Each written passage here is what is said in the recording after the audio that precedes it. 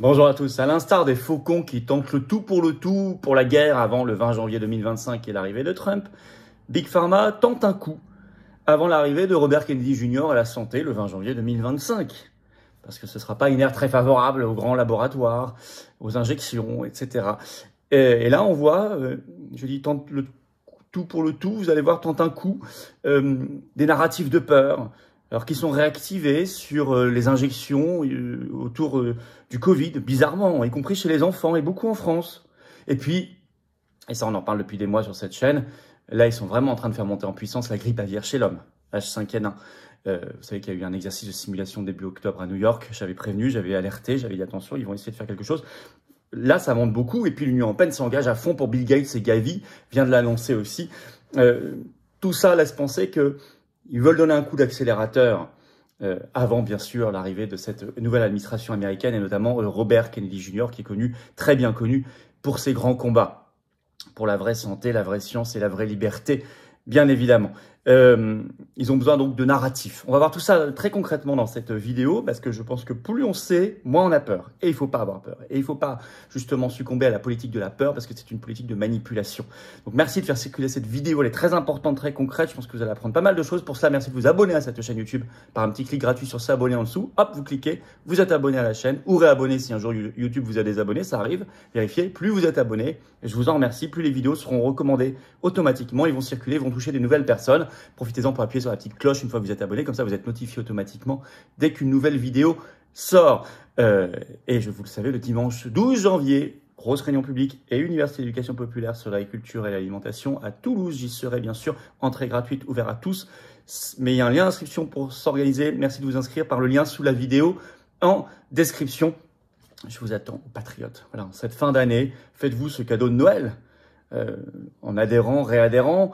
Vous faites un don au mouvement pour nous permettre de mener toutes les actions. On a fait la grosse manif pour la liberté d'expression. Nous sommes les médias au pied de l'Arcom l'autre semaine. On est en train de préparer justement les procès Bill Gates. On en parlera dans cette vidéo. Et on fait celui contre Ursula von der Leyen avec d'autres, bien sûr, au pénal. Le prochain rendez-vous à Liège le 6 janvier. Je vous en parlerai.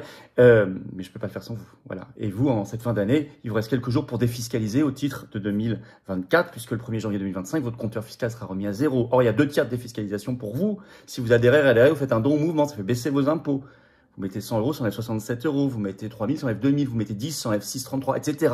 6,66, vous avez compris. Bref, vous pouvez adhérer dès maintenant par le premier lien sous la vidéo en description. Vous êtes le bienvenu. Vous faire un don au mouvement par le deuxième lien sous la vidéo en description. Je rappelle qu'on n'a pas de financement public. Les liens sont également sur les-patriotes.fr. Oui, vous êtes les bienvenus. Bravo et bienvenue à tous parce que vous rejoignez des belles valeurs, des beaux combats pour nous et nos enfants. Et je pense que chacun le sent ici, bien évidemment. J'en reparle tout à l'heure. On y va. On y va parce que cette histoire de narratif de Big Pharma, des grands labos, avant le 20 janvier 2025, commence à être très cousu de fil blanc. D'abord, sur le Covid, on va parler de la grippe aviaire chez l'homme juste après. Vous allez voir, il n'y a pas beaucoup de nouvelles, mais le Covid, un coup de pression étrange, un peu anachronique dans la presse française, mais j'ai vérifié, c'est un peu dans toutes les presses en même temps. Le sujet d'un coup de l'injection, de la vaccination ressurgit subitement. Le Parisien, le 9 décembre, le titre « Les gens en ont marre des rappels, la vaccination Covid-19 en chute libre cette année ». En France, je cite, la campagne s'écroule par rapport à 2023. En effet, le ministère de la Santé a communiqué sur les chiffres ce 9 décembre. Il n'y a eu que seuls, je cite, 2 millions de personnes ont reçu une dose de vaccin Covid-19 cette année, moins de la moitié au même moment en 2023. Donc ça s'est plus que divisé par 2 en un an. Mais le ministère de la Santé en profite pour faire une campagne pour essayer de relancer. Je cite, le ministère de la Santé lance un nouvel appel à tendre le bras. Et même, vous avez des agences régionales de santé, par exemple l'ARS Bretagne, qui a fait un communiqué de presse ce 13 décembre. C'est sur son site. Le titre, vaccination grippe et Covid-19, une remobilisation nécessaire pour protéger les plus fragiles. C'est repris dans la presse un peu partout. Alors, par exemple, La Croix a fait aussi un article le 9 décembre. Le titre, santé, la vaccination contre le Covid-19 s'enlise. Avec ce chapeau, mais il y a quand même beaucoup de gens qui ont compris. Ce chapeau, je cite, selon le ministère de la Santé, seulement 2 millions de personnes ont reçu une injection contre le Covid, soit 2 fois moins que l'an dernier à la même période. À 15 jours de Noël, les autorités battent le rappel.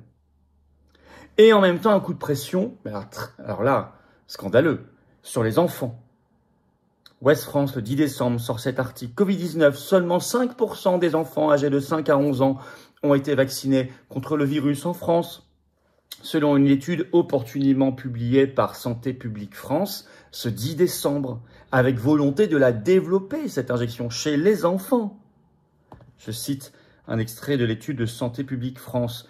Ces chiffres confortent la nécessité d'efforts supplémentaires de sensibilisation, d'information des familles sur la vaccination, particulièrement chez les enfants provenant de milieux défavorisés, souffrant de maladies chroniques, afin d'améliorer la confiance dans les vaccins, souligne l'étude.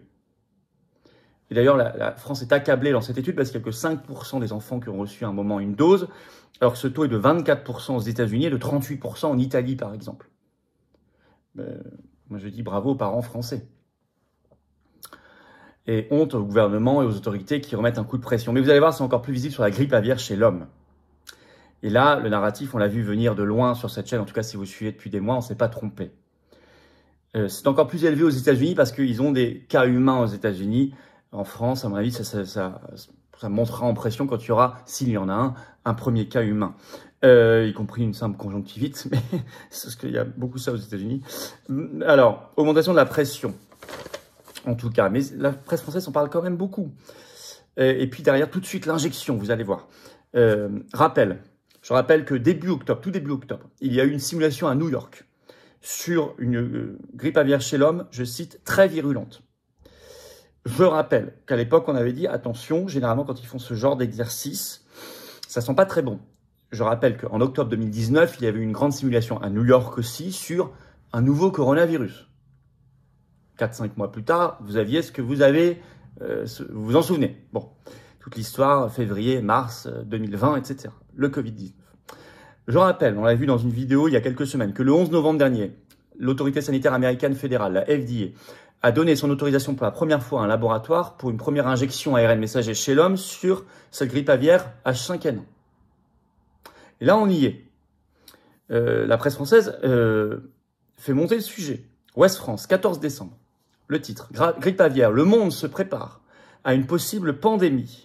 Avec interview de Brigitte Autran, qui dirige le COVARS. Brigitte Autran, c'est celle qui a remplacé Delfrécy. Le COVARS, c'est ce qui a remplacé le conseil scientifique. Et je vais vous lire le chapeau.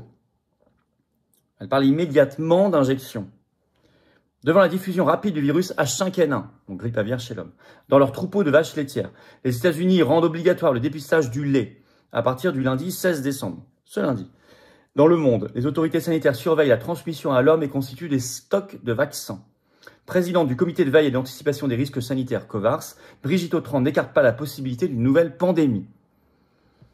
Et elle dit, je cite dans cette interview, la nouveauté avec l'épidémie, c'est la transmission à des mammifères domestiques. Actuellement, ce qu'elle voit. Et vous avez Futura Science, ce 13 décembre, qui fait un titre alarmiste, je cite, « Grippe aviaire, nous ne sommes plus qu'à une mutation d'une transmission entre les humains. » Deux points, le pire scénario. Allons-nous vers une pandémie pour l'interrogation? Pourquoi? Parce que le 5 décembre, la revue Science a publié une étude qui dit qu'on n'est plus qu'à une mutation de la transmission interhumaine. Il y a déjà des transmissions vers l'homme, notamment des canards, etc., ou des vaches qui sont maintenant contaminées, mais maintenant aussi, vous allez voir des animaux domestiques comme les chats, etc., notamment aux États-Unis et au Canada, on en avait parlé. Mais ce qu'ils craignent maintenant, c'est une contamination interhumaine. Ils se demandent si elle a déjà commencé, mais ils disent en tout cas, on n'est plus qu'à une mutation. C'est Science qui a sorti un article. Le Lancet a sorti quelques jours plus tard un article tout à fait du même style. Je vais vous citer un extrait de Futura Science qui parle de cette étude. Des chercheurs du Scripps Research Institute aux États-Unis ont mené des analyses génétiques et structurelles du virus trouvé sur des vaches laitières. Et dans la revue Science, ils expliquent qu'une seule mutation pourrait désormais suffire à rendre le virus de la grippe H5N1 hautement pathogène, transmissible entre êtres humains. Cela ne suffirait toutefois pas nécessairement à déclencher une pandémie. Il suffirait pour cela aussi que le virus acquiert des mutations qui lui permettraient de se répliquer plus facilement, par exemple, ce qui pourrait se produire au contact du virus de la grippe humaine. Et alors, on nous dit tout de suite, je cite, « Rappelons également que des traitements et des vaccins existent déjà. Le Royaume-Uni a d'ailleurs passé une commande de 5 millions de doses en ce début de mois de décembre chez les humains. » France Info, le 12 décembre, sort une longue enquête. Le titre, « Les mutations du virus de la grippe aviaire inquiètent les experts. » avec le début de l'article que je vais vous lire. La grippe aviaire nous menace-t-elle d'une nouvelle pandémie? L'OMS et de nombreux experts surveillent de près, écrit France Info, la propagation et les mutations de ce virus car il circule en ce moment, mi-décembre, bien au-delà des oiseaux. L'Organisation mondiale pour la santé animale dresse un constat préoccupant. Plus de 30 espèces de mammifères ont été infectées par le virus H5N1 ces derniers mois, comme des phoques, des loutres, des visons, des ours, des renards, des chiens, des chats, des cochons, etc.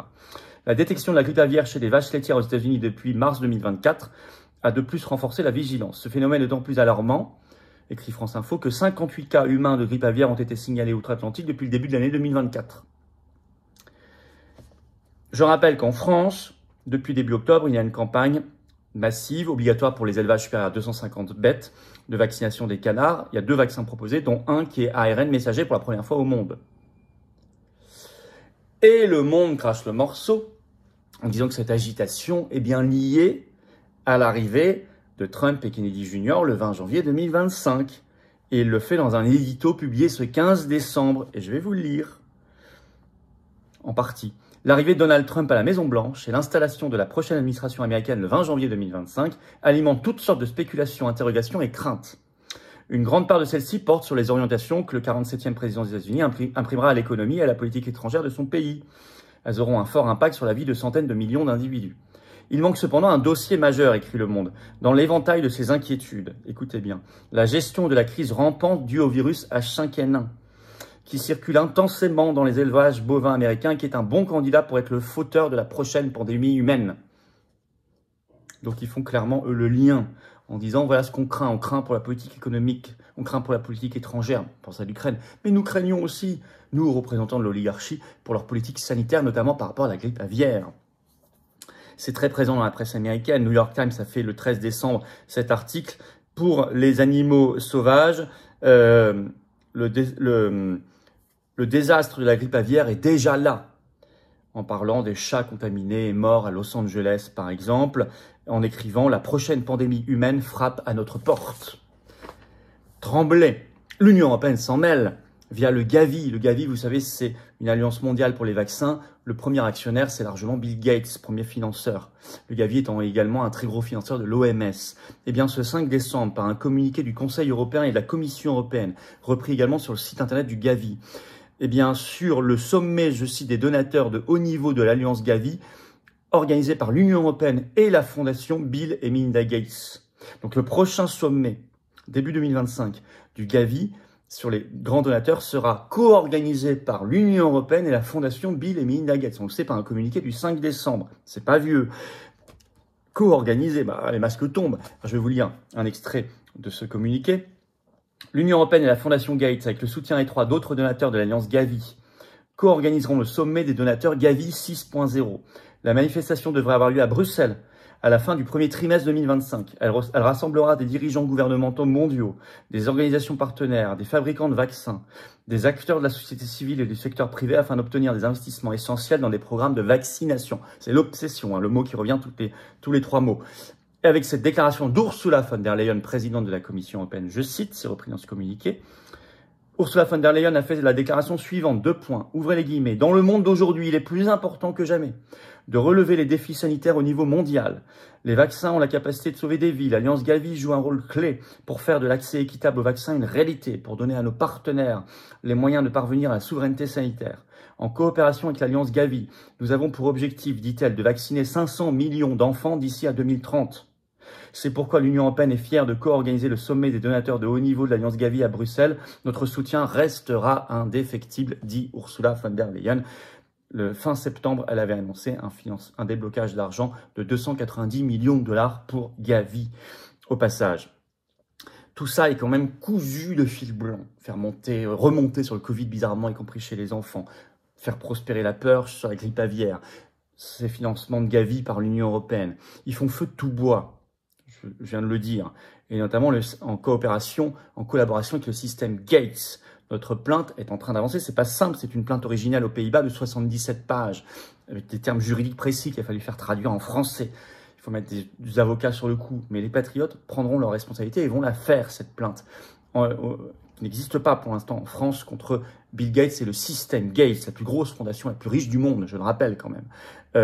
Et puis on poursuit bien sûr le procès Ursula von der Leyen sur le Pfizer Gate par ailleurs. Ainsi que certains veulent faire accélérer un agenda de guerre avant le 20 janvier 2025, d'autres veulent faire avancer un agenda de peur, de pandémie et de vaccination avant le 20 janvier 2025. On l'a vu dans cette vidéo. Ne pas être dupe, c'est une politique de la peur, donc de la manipulation. Il faut informer, alerter, merci de partager la vidéo, vous abonner à la chaîne par un petit clic gratuit sur s'abonner, comme ça la vidéo circulera mieux, pensez à le faire, c'est un clic gratuit pour vous, c'est une grosse claque pour le système, pensez-y, mais il faut aussi être à l'offensive. Non seulement il faut alerter pour faire tomber les peurs, mais je pense qu'il faut être à l'offensive. Je vous parlais de nos plaintes, nous patriotes, contre le système Gates, contre le système von der Leyen, rallié à d'autres plaintes qui existaient déjà, et bravo. Et nous sommes le seul mouvement politique français à faire cette plainte au pénal contre Ursula von der Leyen et à enclencher celle contre le système Gates aux États-Unis. Ils sont à la pointe contre le système Fauci. Et ils ont raison. Obtenir cette commission d'enquête parlementaire enfin en France sur la gestion du Covid. On ne lâchera pas le morceau, patriotes. La vérité sur les effets secondaires, le soutien aux victimes, on ne lâchera pas le morceau. J'ai relayé récemment, j'ai fait une grande vidéo sur le rapport du Congrès, les 550 pages sur le Covid. Bref, on ne lâchera pas le morceau, mais j'ai besoin de vous. Merci de partager cette vidéo, de vous abonner donc à la chaîne. Inscrivez-vous pour le 12 janvier à Toulouse par le lien sous la vidéo en description. J'y serai, une belle réunion publique. Et venez maintenant aux patriotes, profitez de cette fin d'année pour vous engager pour la vérité, la liberté, la souveraineté, la paix, nos belles valeurs, nos beaux combats dans le rassemblement et dans l'action concrète, dans le plus grand mouvement souverainiste et de résistance de France, qui est le vôtre, qui s'appelle les Patriotes. Il vous attend, je vous attends. Seul, on peut rien. Ensemble, on peut tout. Alors venez maintenant, profitez de cette fin d'année avant le 31 décembre pour défiscaliser massivement. Faites pas de cadeaux au fisc de Macron, faites baisser vos impôts parce qu'il y a 2 tiers de défiscalisation sur toute adhésion ou don aux patriotes. Parce que si vous donnez à Macron, au fisc, ils nous feront n'importe quoi avec l'Ukraine, McKinsey, Pfizer, Brigitte, Ursula von der Leyen et toutes ces folies. Là, c'est la résistance qui n'a pas de financement public par ailleurs, ni d'aide des banques, rien, mais qui fait. Et on l'a prouvé. Si on ne fait pas, personne ne fera à notre place. Personne. Si on n'avait pas fait la manif, comme personne ne l'aurait fait. C'est pareil pour le reste, les procès, etc. Je vous attends. Vous pouvez adhérer dès maintenant par le premier lien sous la vidéo en description. Ce lien est également en commentaire épinglé, une petite fiche sur l'écran maintenant et dans quelques secondes un lien sur l'écran. Choisissez faire un don au mouvement. C'est le deuxième lien sous la vidéo en description. Les liens sont également bien sûr sur notre site les-patriotes.fr. 2 tiers de défiscalisation, vos compteurs fiscaux remis à 0 le 1er janvier 2025. C'est maintenant qu'il faut le faire. Bienvenue, bravo aux donateurs, aux réadhérents, aux nouveaux adhérents patriotes. Vive la France!